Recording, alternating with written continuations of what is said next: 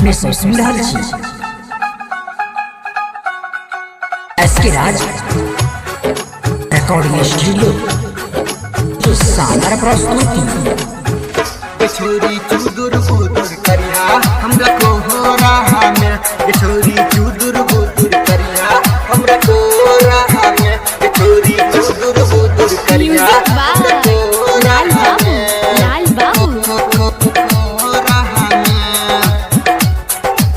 सुन ले है के छोरी ही फरिया के एगो बात तू नहीं ए भी तो हमारा कटै को नाराज तू नहीं ए भी तो हमारा कटै को नाराज सुन ले है के छोरी ही फरिया के एगो बात तू नहीं ए भी तो हमारा कटै को नाराज तमाजा खूबे हम ले बहु तोरा राती के तमाजा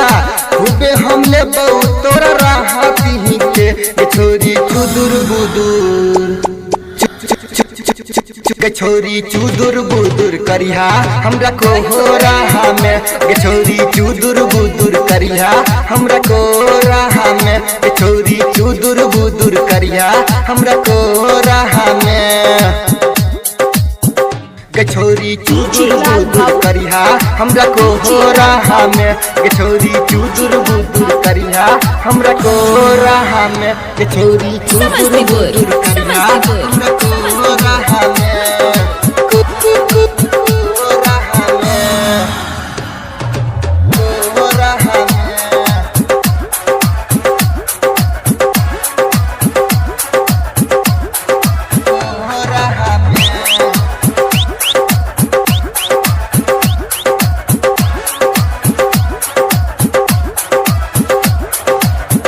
गर्मी में एबर खूबे गरदा उड़े है बई तोरा जवानी के कुछ फायदा उठे है बई फायदा उठे है बई फायदा उठे है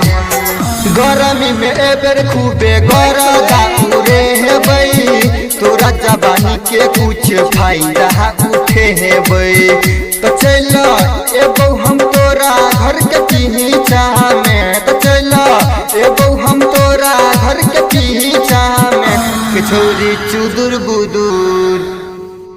छोरी चुदुर बुदुर करिया हमरा को हो रहा में छोरी चुदुर बुदुर करिया हमरा को हो रहा में छोरी चुदुर बुदुर करिया हमरा को हो रहा में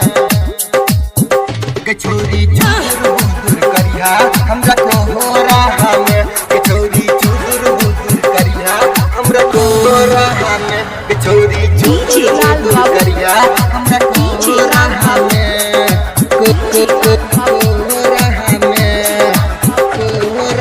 समस्तीपुर समस्तीपुर समस्तीपुर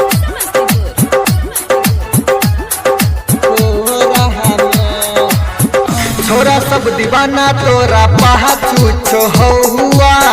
छोरी के निशानी देबै गोदी में बहुआ गोदी में बहुआ गोदी में बहुआ छोरा सब दीवाना तोरा पाछू छो हुआ